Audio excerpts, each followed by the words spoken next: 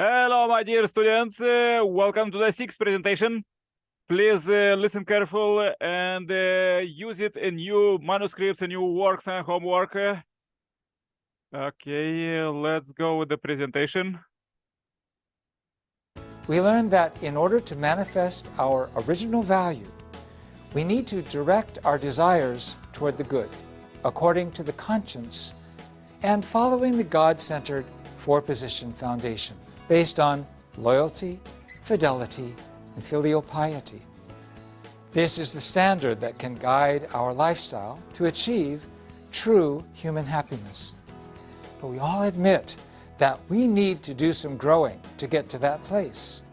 How do we grow? Is it by our own self-discipline? Does it just come down from God's grace? How do we reach full maturity? This session begins that discussion. Now, God works by order, law, and principle. We've already seen that. So by all his methods are discoverable by science. When creating the heavens and the earth, God worked through principles. He didn't create just by the force of his will or by magic. In fact, he created all things over a great expanse of time, according to certain ideas and concepts and rules that can be expressed mathematically, utilizing the faculty of the intellect. He also invested his energy, and he sought to express beauty, expressing his will and his heart. The unification principle embraces science. Science and religion have the same purpose. Albert Einstein said that science without religion is blind, but religion without science is crippled. Today, the Big Bang Theory is widely recognized as an explanation of the origin of the cosmos. It claims that the universe began as a single point, referred to as a singularity, which exploded nearly 15 billion years ago. It states that the universe prior to the Big Bang was simply a state of energy, and this energy triggered the explosion. The universe has continued to expand and will continue to expand further. The approximate age of our Earth is estimated at 4.6 billion years. The appearance of the most primitive life forms is believed to have occurred 3.5 billion years ago. So God has spent a great deal of time to create human beings, starting from the lowest stages and gradually progressing to higher stages of existence, from the subatomic to the atomic, molecular, unicellular, plant, and finally animal stages. This theory combines evolution and creation. Scientists recognize that questions regarding the origins of the Big Bang are ultimately beyond the realm of human science. As a result, nearly 40% of American scientists retain strong religious convictions.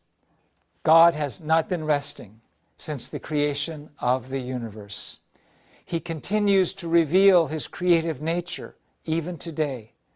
He continues to participate in the cycles of nature, the birth and death of organisms, and in the course of human history. And so, he is not a God who resides outside the creation as a transcendent being. He is omnipresent, existing both within and without, transcendent and yet immanent. The 6 days set forth in the first chapter of Genesis actually represents 6 stages of the universe's creation. These correspond to the 6 epochs defined by modern science: the Azoic, Archaeozoic, Proterozoic, Paleozoic, Mesozoic, and Cenozoic eras. So the authors of Genesis emphasized 6 days in order to identify the 7th day as a day of rest. Having been taken away as they were, into captivity by the Babylonians and forced into cruel slave labor, the Jewish scribes wrote down Genesis in the midst of a very painful experience. It was in essence a plea for their liberation from suffering. The process of God's creation proceeded for 6 days, and on the seventh day he rested, they wrote. He also commanded that no person should work on the seventh day. Therefore, we too should rest on the Sabbath in order to honor the day of God's rest. Just as God's creation developed over a given period of time, the principle points out that all created things each require a period of growth. No plant becomes a tree as soon as it sprouts. No baby becomes an adult as soon as it is born. All the phenomena that occur within the created world bear results only after a set period of time. This is because all things were designed for a specific period of growth in order to reach maturity. All things, in the course of maturation, pass through 3 ordered stages of growth, which we call formation, growth, and completion. Human beings also pass through formation, growth, and completion stages on our way to maturity.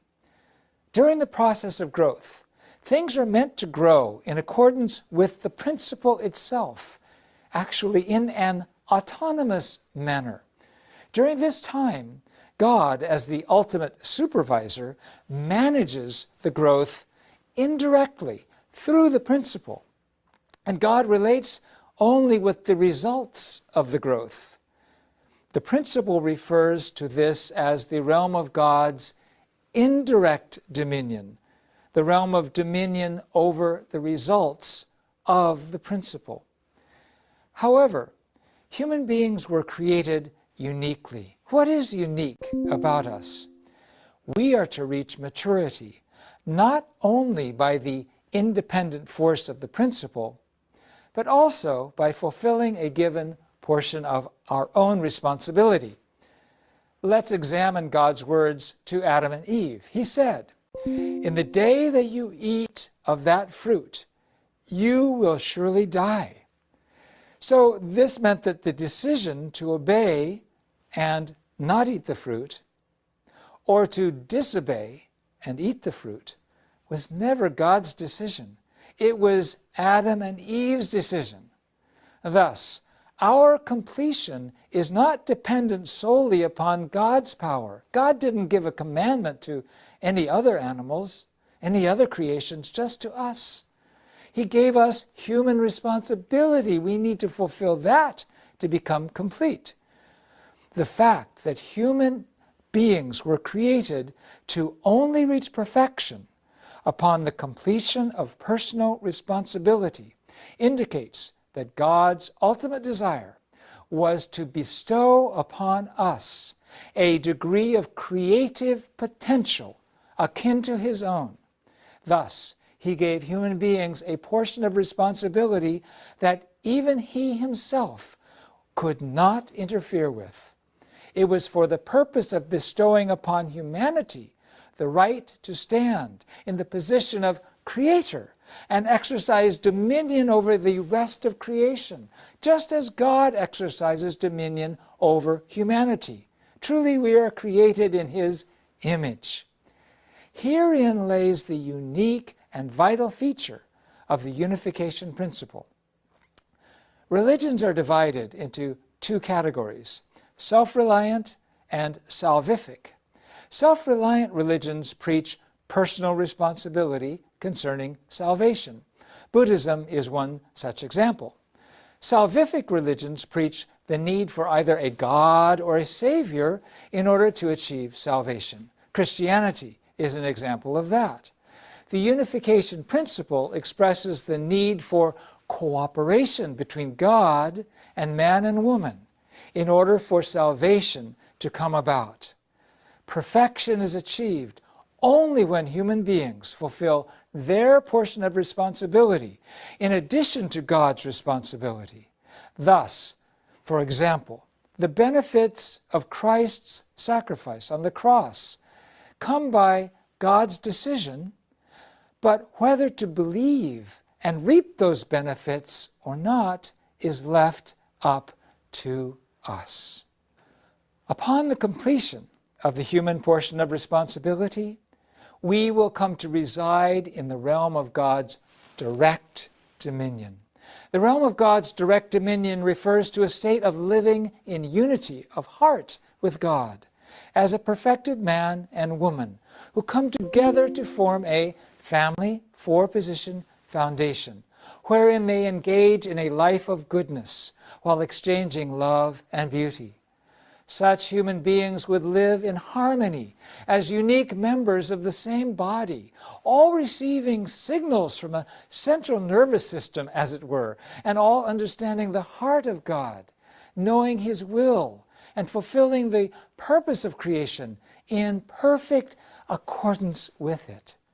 This acquisition and experience of Emmanuel in our lives, which means God with us. How wondrous it is to be able to say, God is always with me. God eats, God sleeps, comes and goes, is glad or sad together with me. How wonderful that is. That is God's purpose, and that is the reality of the direct dominion. I hope that each of you can reside within the realm of God's direct dominion and become Emmanuel, moving when God moves, resting when He rests. Now we come to the question of life after death. We may live a wonderful life for 100 years, but is that all there is? In us is a bigger horizon, a desire for life beyond life. But how can we be sure about what that life will be like? We will discuss this in our next session. Thank you so much for listening. See you next time.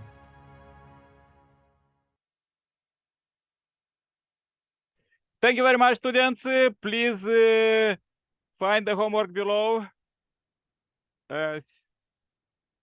Okay. And act accordingly